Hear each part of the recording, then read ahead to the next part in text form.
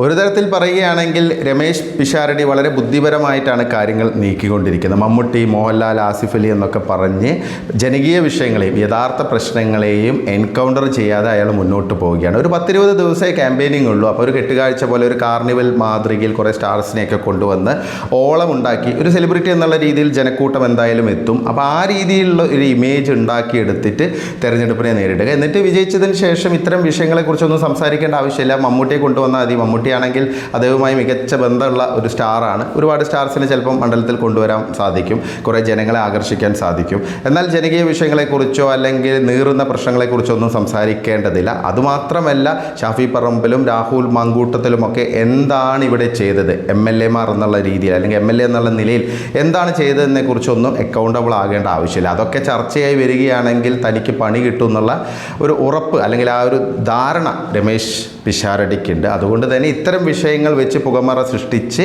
ആൾക്കൂട്ടത്തെ തനിക്കൊപ്പം നിർത്തുക എന്നുള്ളതാണ് അയാൾ മുന്നോട്ട് വയ്ക്കുന്ന ടാക്ടിക്സ്.